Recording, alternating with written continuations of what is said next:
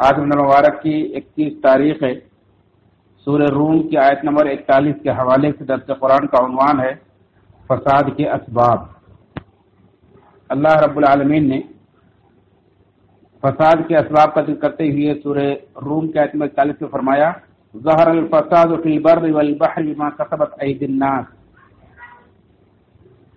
لوگوں کے ہاتھوں کی کمائی کی وجہ سے بر اور بحر میں فساد ظاہر ہوا۔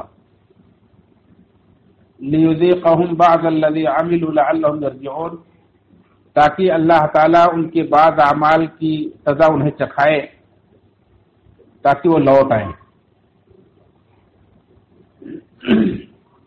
یہ آیت کریمہ صاف طور پر واضح طور پر بتلاتی ہے کہ جو کچھ بھی چاہے خشکی میں ہو چاہے تری میں ہو، بر میں ہو یا بحر میں ہو، جو کچھ بھی فساد یا بگاڑ پیدا ہوتا ہے وہ لوگوں کے ہاتھوں کی کمائی کی وجہ سے، لوگوں کے گناہوں کی وجہ سے، لوگوں کی بدعمالیوں کی وجہ سے ہوتا ہے۔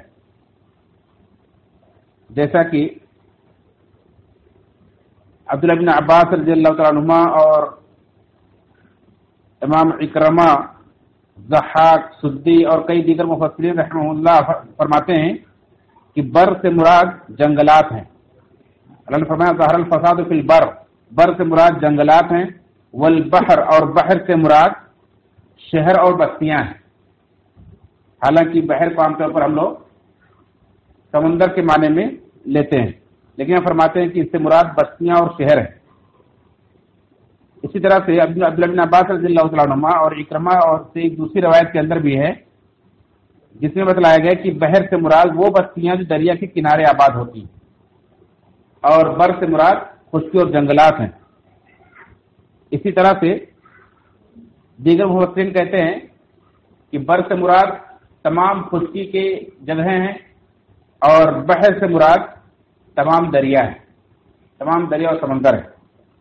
تو چاہے خشکی میں کہیں بھی فساد برپا ہوتا ہے یا دریاؤں کے اندر کہیں بھی فساد اور بگاڑ پیدا ہوتا ہے تو لوگوں کے ہاتھوں کی کمائی کی وجہ سے ہوتا ہے، لوگوں کے گناہوں کی وجہ سے ہوتا ہے۔ اور کہتے ہیں کہ خشکی کے اندر فساد کا مطلب کیا ہے؟ خشکی کے اندر فساد اور بگاڑ کا سبب، بگاڑ کا مفہوم سب سے واضح یہ ہے کہ اس میں بارش نہ ہو۔ بارش کے تمام بھلائیوں کا سرچشمہ ہے، بارش کے رک جانے سے بہت سارے بگاڑ اور فساد پیدا ہو جاتے ہیں۔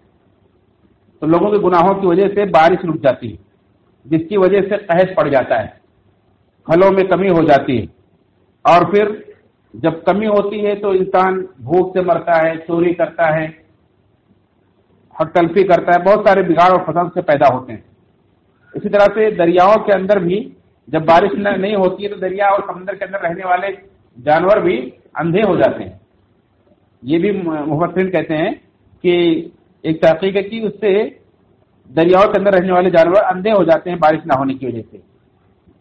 اور ایک تفسیر یہ بھی ہے کہ بر کے اندر یعنی خشکی کے اندر جو فساد ہے اس سے مراد ہر طرح کا فساد ہے، ہر طرح کا بگاڑ ہے، قتل و غارت گری ہے، لوٹ مار ہے اور ڈاکہ زنی ہے۔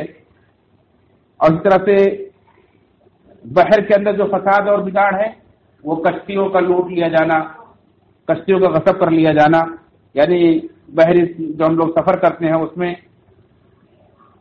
جو بگاڑ پیدا ہوتا ہے، چاہے وہ کوئی ڈاکو لوٹ لے یا کوئی سمندری طوفان پیدا آ جائے اور اس کے اندر ڈوب جائے کشتیاں، یہ سارے بگاڑ کے جو اسباب ہیں سب اس میں شامل ہیں۔ تو یہ سارے بگاڑ انسان کے اپنے گناہ کی وجہ سے ہوتے ہیں، اور اسی لیے اللہ کے رسول صلی اللہ علیہ وسلم کی ایک حدیث ہے ابن ماجہ کی اور نسائی اور مسند احمد کی کہ اللہ کے رسول صلی اللہ علیہ وسلم نے فرمایا حد یقام فی الارض خیر لأہل الارض من ان یمطر 40 صباحا، زمین کے اوپر ایک حد کا قائم کیا جانا۔ حد یعنی اللہ رب العالمین نے جو حدود نازل فرمائے کہ کوئی چوری کرے تو اس کا ہاتھ کاٹو، اور کوئی قتل کرے اس کے بدلے میں قصاص سے قتل کرو، یا اس طرح سے دیگر جو حدود ہیں زمین میں، اگر اللہ کے حدود میں سے کوئی ایک حد کوئی قائم کرتا ہے تو یہ لوگوں کے لیے اتنا باعث برکت ہے جتنا 40 دن بارش ہو۔ 40 दिन की बारिश से भी बेहतर है एक हद तक कायम किया जाना। यानी जितना हम अल्लाह के दीन से दूर होते हैं, जितना अल्लाह के हुदूद को हम छोड़ते हैं, उतना गोया कि हम बरकतों से महरूम हो जाते हैं। और इसी तरह से बुखारी मुस्लिम की रवायत है, इंसान के गुनाह से क्या क्या फसाद पैदा होता है। इसी तरह इशारा इस हदीस के अंदर कि अल्लाह के रसूल सल्लल्लाहु अलैहि वसल्लम के सामने से एक जनाजा गुजरा तो आपने फरमाया मुस्तरीखुन और मुस्तराह मिन्हु, या तो ये आराम पा गया है दुनिया से या तो इससे आराम पा लिया गया है। साहबा के पूछने पर आपने बतलाया कि बंदा जब मरने वाला जो फाजिर होता है, गुनहगार होता है, वल अब्दुल फाजिर यस्तरीहु मिन्हुल इबाद वल बिलाद वशजर वद्दवाब, कि कोई बुरा इंसान, गुनहगार इंसान जब मरता है तो उससे तमाम बंदे आराम पा जाते हैं, उससे तमाम शहर और तमाम बस्तियां आराम पा जाती हैं, तमाम शजर और तमाम पेड़ पौधे उससे आराम पा जाते हैं, वह दवाब और तमाम चौपाए उससे आराम पा जाते हैं।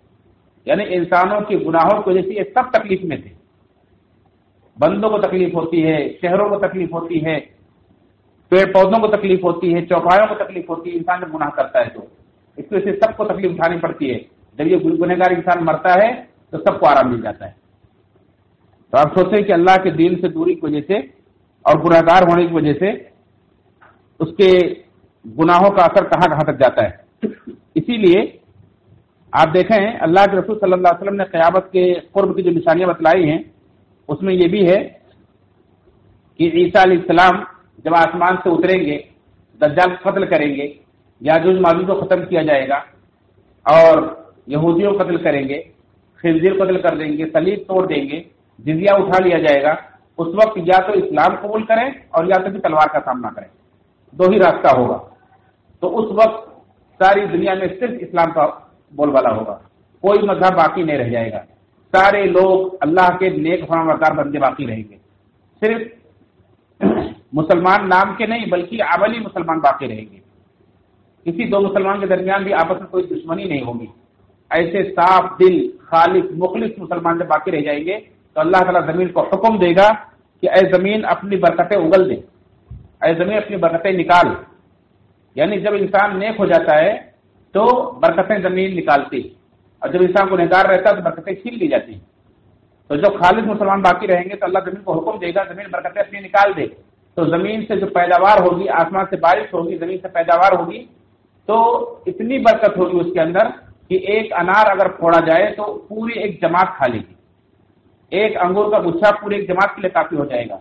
एक ऊँटनी का दूध अगर निकाला जाएगा तो पूरी एक जमात, पूरा एक कबीला उसका पी लेगा दूध, और सब सैराब हो जाएंगे। ये बरकत होगी। एक अनार इतना बड़ा होगा कि उसका दाना निकालने के बाद उसका छिलका जो बचेगा उसके छिलके की छतरी बनाई जाए तो उसके नीचे एक जमात बैठकर साया हासिल कर सकती है। इतने बड़े बड़े पैदा होंगे। ये कब होगा? जब सारे लोग अल्लाह के फरमाबरदार बंदे हो जाएंगे। तो नेकियों के रास्ते पर चलने से बरकतें होती हैं, और नेकियों के रास्ते से छोड़कर गुनाह के रास्ते पर चलने से बरकतें निकाल ली जाती हैं और नहुसत मुहैया कर दी जाती है। और इस सिलसिले में मुस्नद अहमद के अंदर एक रवायत है, इमाम अहमद ने गालिबन हज़म या कुछ नाम इस तरह का उनसे रवायत किया कि उन्हें एक थैली मिली गेहूं की। उस गेहूं के दाने को देखा गया तो वो एक एक दाना खजूर की गिठली के बराबर था, बड़ा बड़ा दाना था। उस थैली के अंदर गेहूं था और गेहूं के अंदर खजूर की गिठली बराबर एक दाना था। तो उस थैली के ऊपर लिखा हुआ था ये दाना, ये गेहूं की थैली उस जमाने की है जिस जमाने में इंसाफ किया जाता था, जमीन में अदल इंसाफ किया जाता था। यानी जब जमीन में अदल इंसाफ किया जाता था दाने गेहूं के इतने बड़े बड़े होते थे। और जब दुनिया के अंदर जुल्म व बरियत का दौर हुआ, अदल इंसाफ उठ गया, तो उस तरह से बरकतें उड़ गई, फल भी छोटे होने लगे और समरात और अनाज भी छोटे होने लगे, कम होने लगे।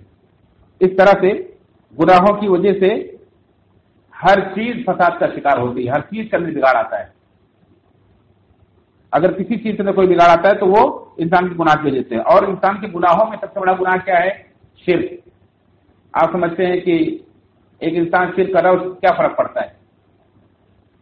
जिस तरह से दूसरे गुनाहों से तमाम लोग परेशान होते हैं, ऐसे शिर्क से अल्लाह क्या फरमाया कुरान करीम के अंदर, تکاد السماوات يتفطرن منه وتنشق الارض وتخر الجبال حدا ان دعوا للرحمن ولدا. جب کوئی کہتا ہے کہ فلاں اللہ کا بیٹا ہے تو قریب ہے کہ آسمان پھٹ جائے، قریب ہے کہ زمین شک ہو جائے، قریب ہے کہ پہاڑ ریزہ ریزہ ہو جائے. اتنا زیادہ اس گناہ کا اثر ہوتا ہے زمین پر کہ زمین پھٹنے لگتی ہے، آسمان پھٹنے لگتا ہے، پہاڑ ریزہ ریزہ ہونے لگتے ہیں. اس لیے آگے اللہ تعالیٰ نے اس آیت کے بعد، اس آیت نمبر 42 ہے، اس کو آپ پڑھیں گے. اللہ نے کیا فرمایا کہ پچھلی بستیوں کو جو اللہ نے ہلاک کیا، کیوں ہلاک کیا؟ وہ شرک کرنے والے تھے. قل سیروا فی الارض فانظروا کیف کان عاقبۃ الذین من قبل کانوا اکثرهم مؤمنین مشرکین. اے نبی کہیے ان سے کہ ذرا زمین میں سیر کرو، چلو پھرو زمین میں. زمین میں چلنا دو طرح کا ہوتا ہے، ایک اپنے پیروں سے آپ چل کر سفر کر کے دنیا کی حالت کو دیکھیں، اور ایک قلبی سفر ہوتا ہے کہ آپ ان کی تاریخ کو پڑھیں، ان کے واقعات کو پڑھیں، قرآن کے اندر دیگر تاریخی کتابوں کے اندر پڑھیں کہ پچھلی بستیوں کو کیسے ہلاک کیا گیا، کیوں تباہ کیا گیا. اللہ نے فرمایا کیوں تباہ کیا گیا؟ کانوا اکثرهم مشرکین، اس لیے کہ اکثر ان میں سے مشرک تھے، شرک کرنے والے تھے. تو اس طرح کے شرک سے یہ فساد، یہ بگاڑ پیدا ہوتا ہے. لہذا ہمیں چاہیے کہ ہم شرک، بدعات، ظلم اور ناانصافی، یہ سارے راستے چھوڑ کر کے اللہ رب العالمین جتنے ہم صراط مستقیم پر آئیں گے اور سنت پر چلیں گے، اتنا ہم اللہ کی برکت کے مستحق ہوں گے اور ہر طرح کے بگاڑ اور فساد سے بچیں گے. اللہ تعالیٰ سے دعا رب العالمین ہم سب کو فساد پھیلانے سے، فساد کا ذریعہ بننے سے بچائے، ہر قسم کے گناہوں سے بچائے اور نیکی کے راستے پر چلنے کی ہمیں توفیق نصیب فرمائے. آمین. تقبل یا رب العالمین.